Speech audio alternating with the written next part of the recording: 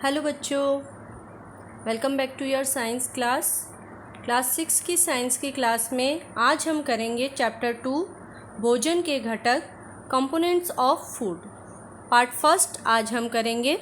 Chapter थोड़ा सा बड़ा है तो हो सकता है कि इस चैप्टर को हमें 3 पार्ट्स में डिवाइड करना पड़े। हमारी पिछली क्लासेस में हमने चैप्टर फर्स्ट किया था और उसमें हमने ये जाना था कि भोजन की कच्ची सामग्रियाँ क्या होती है, भोजन के संगठक क्या होते हैं, यानी कि भोजन को बनाने के लिए कौन कौन सी कच्ची सामग्रियों को हम काम में लेते हैं। इसी के साथ साथ हमने ये भी जाना था कि जंतु किस प्रकार से भोजन प्राप्त करते हैं और हमने ये भी जाना था कि पादप के कौन से भागों को हम खाते हैं। ठीक है, तो उसी से आगे हम थोड़ा सा आगे की ओर चलेंगे। इस चैप्टर में इंट्रोडक्शन दे देती हूँ कि इसको चैप्टर में आज हमें पढ़ना क्या क्या है। तो फर्स्ट हम पढ़ेंगे भोजन के पोषक तत्व क्या होते हैं। देखिए, इसको रिलेट करके ही चलेंगे क्योंकि भोजन की कच्ची सामग्री के बारे में हमने चैप्टर 1 में पढ़ा, तो यहाँ पर हम भोजन के पोषक तत्वों की बात करेंगे। ठीक है, एक लेवल अप करते हुए। पोषक तत्वों में हम कार्बोहाइड्रेट, प्रोटीन, वसा, विटामिन, खनिज लवण, रुक्षांश और जल के बारे में अध्ययन करेंगे, जिसमें हम ये जानेंगे कि इनके सोर्स क्या होते हैं, ये कैसे कार्य करते हैं हमारे शरीर के लिए और इन्हें उन कार्यों के आधार पर इन्हें क्या कहा जाता है। भोजन के ऐसे कौन कौन से पदार्थ हैं जिससे हमें ये पोषक तत्व प्राप्त होते हैं, तो उन सब के बारे में हम यहाँ अध्ययन करेंगे। संतुलित आहार क्या होता है उसके बारे में जानेंगे। अभावजन्य रोग, यानी कि भोजन के इन पोषक तत्वों की कमी से कौन कौन से रोग होते हैं हमारे शरीर में और उनका क्या निराकरण हो सकता है, उसके बारे में भी हम यहाँ डिटेल स्टडी करेंगे। नेक्स्ट हम पढ़ेंगे खाद्य सामग्रियों का परीक्षण। तो देखिए, जिस खाद्य सामग्री का परीक्षण हम पढ़ेंगे उसे मैं उसी पोषक तत्व के साथ कनेक्ट करते हुए चलूँगी। ठीक है, तो किसी भी पोषक तत्व को आपको पढ़ना है तो उसको मेनली आप 3 पॉइंट के बेसिस पे पढ़ेंगे। सबसे पहले आप पढ़ेंगे उस पोषक तत्व का संगठन क्या है, यानी वो पोषक तत्व बना कैसे है, किस प्रकार के तत्वों से वो मिलकर बना है। क्लियर। नेक्स्ट हम पढ़ेंगे किसी भी पोषक तत्व का हमारे शरीर में कार्य क्या है, क्यों हम इस पोषक तत्व को इतना इम्पोर्टेंस दे रहे हैं, क्यों इस पोषक तत्व के कारण हमारे शरीर में क्या हो सकता है। ठीक है, तो उसके बारे में पढ़ेंगे और लास्ट हम ये पढ़ेंगे कि उस पोषक तत्व का स्रोत क्या है, यानी वो पोषक तत्व हमें किस भोज्य सामग्री से प्राप्त हो रहा है। ठीक है, तो ये 3 पॉइंट्स के बेसिस पे हम सारे पोषक तत्वों के बारे में अध्ययन करेंगे और साथ ही साथ यदि हमें किसी भोज्य सामग्री की उपस्थिति का पता लगाना हो तो उसका हम परीक्षण भी उसी टॉपिक के अंदर क्लियर करेंगे। ठीक है, क्लियर। आपको समझ में आ गया कि इस चैप्टर को आपको पढ़ना किस तरह से है। ठीक है, तो चलिए लेट्स बिगिन द क्लास। आपने अपनी पिछली क्लासेस में पढ़ा कि हमारा जो देश है वो बहुत बड़ा देश है, विशाल देश है और इसमें बहुत सारी विभिन्नताएं पाई जाती है। खाने के आहार ग्रहण करने के आधार पर भी बहुत सारी विभिन्नताएं पाई जाती है। हमने विभिन्न प्रकार के भोज्य पदार्थों के बारे में पढ़ा था, जैसे नॉर्थ इंडियन डिश जो है वो अलग टाइप की होती है, साउथ इंडियन डिश अलग टाइप की होती है। हम अगर राजस्थान में चले जाए तो दाल बाटी चूरमा खाते हैं, पंजाब में चले जाए तो वहाँ की डिश अलग है। तो सभी प्रकार की जो भोजन है वो अलग अलग पाई जाती है। तो डिफरेंट काइंड्स ऑफ फूड के बारे में हमने लास्ट चैप्टर में स्टडी किया था। इसी के साथ हमने ये देखा था कि भोजन जो है वो हमें ऊर्जा प्रदान करता है, भोजन हमें कार्य करने के लिए शक्ति प्रदान करता है, भोजन से हमारे शरीर की वृद्धि होती है, उचित रोगों से सुरक्षा करने के लिए भोजन हमारे लिए ज़रूरी है। तो आपने कभी ये सोचा कि भोजन इतने सारे कार्य करता कैसे होगा? भोजन सिर्फ भोजन कर लेने से हमारे शरीर के अंदर इतने सारे काम हो कैसे जाते हैं, हमारा शरीर इतना सारा काम कैसे कर लेता है? हमारा शरीर कार्य भी कर लेता है, खेल कूद लेते हैं हम, हमारे बॉडी को एनर्जी मिलती है, हम सो जाते हैं, उसके अलावा हम पढ़ाई कर लेते हैं, हम मेहनत कर लेते हैं।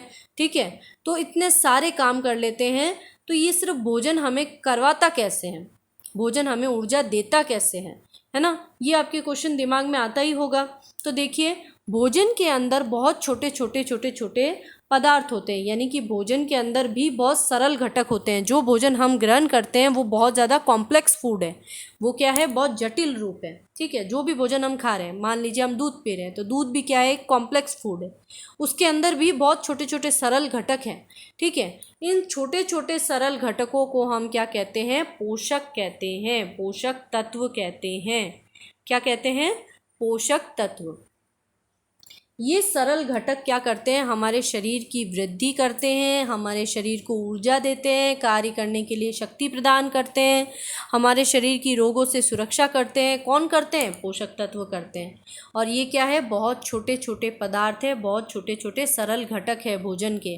ठीक है, तो भोजन के वे सरल घटक जो हमारे शरीर को क्या प्रदान करते हैं, ऊर्जा प्रदान करते हैं, हमारे शरीर को क्या देते हैं, कार्य करने के लिए शक्ति देते हैं और रोगों से सुरक्षा देते हैं, वही क्या कहलाते हैं, पोषक तत्व कहलाते हैं। अब क्या सभी पोषक तत्व एक ही प्रकार के भोजन में सम्मिलित हो सकते हैं क्या? आप सोचिए, आप सुबह अलग नाश्ता करते हो और आप दोपहर को खाना अलग खाते हो और आप रात के टाइम डिनर अलग करते हो, इसी के साथ साथ सभी लोग अलग अलग तरह का खाना खाते हैं कि नहीं?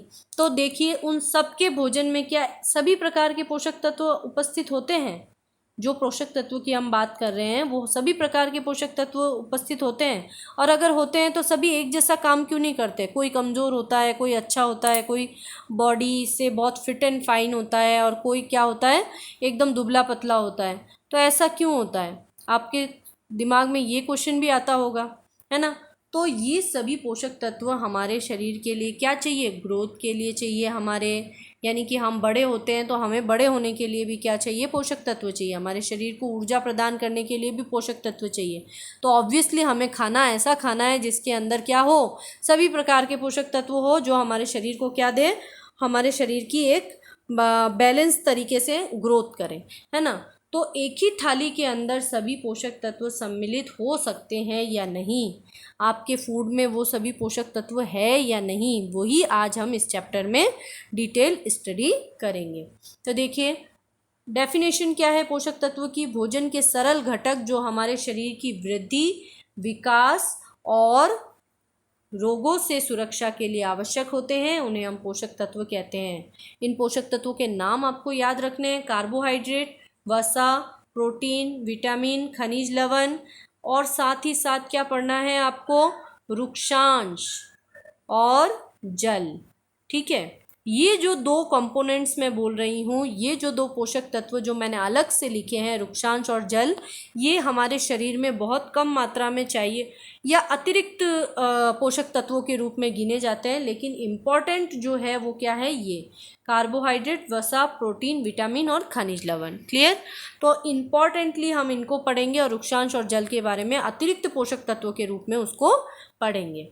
ठीक है, फर्स्ट हम ले लेते हैं कार्बोहाइड्रेट। कार्बोहाइड्रेट क्या है, नाम में देखना, कार्बोहाइड्रेट नाम जो बना है वो किससे बना है, कार्बो यानी कार्बन, हाइड्रेट यानी कि हाइड्रोजन प्लस ऑक्सीजन। तो कार्बो से क्या बना, कार्बन, ओके, सी। हाइड्रेट से क्या बना, हाइड्रोजन और ऑक्सीजन। क्लियर? तो ये चीज़ आप याद रखिएगा कि कार्बन, हाइड्रोजन और ऑक्सीजन अणुओं के मिलने से एक यौगिक बनता है और वो यौगिक क्या होता है, कार्बोहाइड्रेट। ठीक है, कार्बन, हाइड्रोजन और ऑक्सीजन बहुत सरल अणु हैं और इनके जुड़ने से एक कॉम्प्लेक्स जटिल यौगिक बनता है जिसे हम कार्बोहाइड्रेट कहते हैं। और इस कार्बोहाइड्रेट को ही हम भोजन के रूप में ग्रहण करते हैं। ये भोजन के रूप में जो ग्रहण करते हैं हम, वो पोषक तत्व हैं। ठीक है, अब ये हमारे शरीर को ऊर्जा कैसे प्रदान करता है, कार्बोहाइड्रेट हमारे शरीर को ऊर्जा देता है, एनर्जी देता है। कार्बोहाइड्रेट युक्त भोजन जो हम करते हैं तो हमारे शरीर को क्या मिलती है, एनर्जी, इसीलिए इसे ऊर्जा प्रदान करने वाला भोजन भी कहा जाता है। क्लियर? तो अगर आपको बहुत इंस्टेंटली एनर्जी चाहिए, यानी कि बहुत जल्दी जल्दी आपको एनर्जी चाहिए, आप बहुत ज़्यादा थक गए हो, तो आपको क्या लेना पड़ेगा, कार्बोहाइड्रेट लेना पड़ेगा। फॉर एग्जांपल, आप बहुत तेज़ साइकिल चला के आते हैं या आप बहुत धूप से आते हैं, आप थक जाते हैं बहुत ज़्यादा, तब आपकी मदर आपको क्या देती है, ग्लूकोज वाटर देती है कि नहीं देती है? या खिलाड़ी बहुत ज़्यादा थक जाते हैं तो वो क्या करते हैं, ग्लूकोज वाटर लेते हैं, है कि नहीं?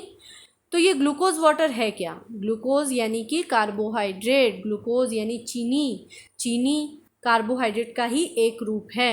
ठीक है, तो कार्बोहाइड्रेट ग्लूकोज हम लेते हैं भोजन के रूप में, और जो हमारे शरीर को क्या देता है, एनर्जी प्रोवाइड कराता है, ऊर्जा देता है। ऊर्जा देने वाला पदार्थ कौन सा है, पोषक तत्व कार्बोहाइड्रेट। क्लियर। ये कार्बोहाइड्रेट के स्रोत आप देखिए, शकरकंदी हम लेते हैं, इसमें कार्बोहाइड्रेट होता है। आलू कार्बोहाइड्रेट का स्रोत है। गन्ना, पपीता, तरबूज, आम, मक्का, बाजरा, चावल, गेहूँ, ये सभी जो दिखाए गए हैं इन सब में कार्बोहाइड्रेट होता है।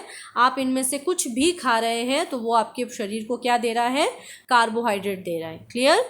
चलिए नेक्स्ट देखते हैं कार्बोहाइड्रेट के स्रोत। अब देखिए हम जो कार्बोहाइड्रेट भोजन के रूप में ग्रहण करते हैं वो दो प्रकार से हम ग्रहण कर सकते हैं। यानी कि जो कार्बोहाइड्रेट के स्रोत हैं वो मुख्यतः दो प्रकार के होते हैं। एक होता है स्टार्च युक्त स्रोत और एक होता है शर्करा युक्त स्रोत। अब आप इस चीज़ को क्लियर करना।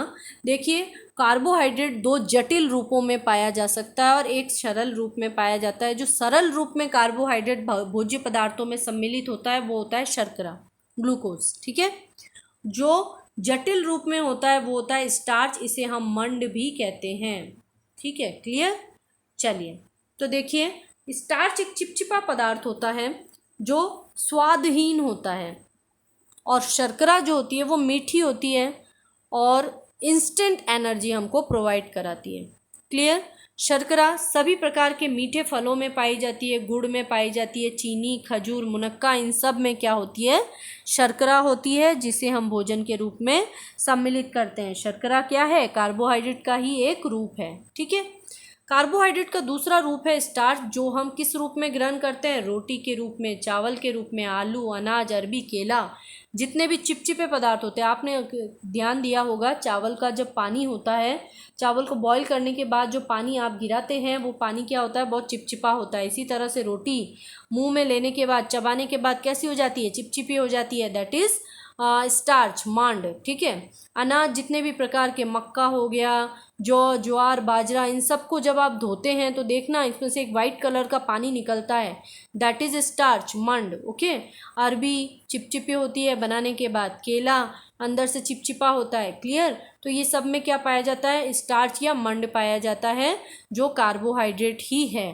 तो कार्बोहाइड्रेट के स्रोत के रूप में आपने जान लिया, दो प्रकार के हो सकते हैं, स्टार्च युक्त और शर्करा युक्त। क्लियर। चलिए अब देखिए, किसी भी भोज्य सामग्री में, किसी भी भोज्य सामग्री में यदि आप भोज्य सामग्री में खाद्य पदार्थ का परीक्षण करेंगे, यानी कि किसी भी पोषक तत्व का यदि आपको परीक्षण करना पड़े किसी भी भोज्य सामग्री में, तो आप किस प्रकार से परीक्षण करेंगे। जस्ट लाइक आप एक काम करते हैं, हम किसी भी भोज्य सामग्री में स्टार्च का परीक्षण करते हैं, मंड का परीक्षण करते हैं। तो मंड का परीक्षण हम कैसे करेंगे। देखिए, मंड का परीक्षण करने के लिए हमें आयोडीन विलयन की ज़रूरत होगी। आयोडीन विलयन के बिना मंड का परीक्षण नहीं हो सकता है, स्टार्च का परीक्षण नहीं हो सकता है। तो देखते हैं इस वीडियो में, हम जानते हैं कि आयोडीन विलयन की सहायता से हम किसी भी खाद्य पदार्थ में स्टार्च का परीक्षण कैसे कर सकते हैं। आयोडीन सॉल्यूशन की कुछ बूंदे इस पर डालेंगे और रंग परिवर्तन। सबसे पहले हम लेंगे एक आलू, इसे दो भागों में काटेंगे। आयोडीन सॉल्यूशन की कुछ बूंदे इस पर डालेंगे और रंग परिवर्तन का अवलोकन करेंगे। रंग परिवर्तन धीरे धीरे होगा। हम देख रहे हैं क्या हो रहा है, आलू जो है उसका रंग धीरे धीरे डार्क ब्लू ब्लैक कलर में चेंज हो रहा है। देखिए, ये पूरी तरह से कुछ समय बाद गहरे काले रंग में परिवर्तित हो जाता है। इसी तरह का टेस्ट हम चावल के साथ भी कर सकते हैं। जब चावल के विलयन में हम क्या करते हैं, आयोडीन विलयन डालते हैं,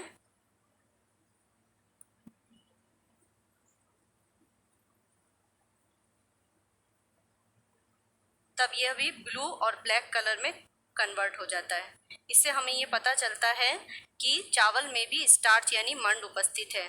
आयोडीन विलयन जो है वह स्टार्च के साथ क्रिया करके गहरा काला रंग या गहरा नीला रंग प्रदान करता है। तो इस प्रयोग द्वारा हम ये कह सकते हैं कि आलू और चावल में स्टार्च उपस्थित है। अब आप जानते हैं कि किसी भी खाद्य सामग्री में यदि आपको बोल दिया जाए कि मंड है या नहीं, स्टार्च है या नहीं, इसका पता लगाने के लिए तो आप क्या करेंगे, उसमें आयोडीन परीक्षण करेंगे। आयोडीन टेस्ट के द्वारा ही आप स्टार्च का पता लगा सकते हैं। आने वाली वीडियोस में हम देखेंगे कि प्रोटीन किस प्रकार से हमारे लिए लाभदायक है, हमारे शरीर के लिए किस प्रकार से कार्य करता है, प्रोटीन के सोर्स हम पढ़ेंगे, वसा के बारे में जानेंगे और इन दोनों का ही खाद्य सामग्रियों में टेस्ट भी हम करेंगे। ठीक है, टेस्ट बहुत ज़्यादा इम्पॉर्टेंट है क्योंकि आप नई चीज़ सीख रहे हो, किस प्रकार से ये टेस्ट होते हैं वो आपको देखना बहुत ज़्यादा ज़रूरी है। ठीक है, क्लियर रखिएगा इसको। तो आने वाली वीडियोस में हम संतुलित आहार के बारे में भी पढ़ेंगे और बाकी के जितने भी पोषक तत्व हैं उनके बारे में भी अध्ययन करेंगे। इन पोषक तत्वों की कमी से होने वाले रोगों के बारे में भी अध्ययन करेंगे। तो बने रहिए हमारे साथ इस वीडियो में, और यदि ये वीडियो आपके लिए हेल्पफुल रही है तो प्लीज़ इसे सबसे पहले हम लेंगे लाइक कीजिए, शेयर कीजिए, और कोई भी डाउट हो तो उस पर कमेंट बॉक्स में आप कमेंट लिख सकते हैं। चैनल को सब्सक्राइब कीजिए। Thanks for watching. मिलते हैं नेक्स्ट वीडियो के साथ।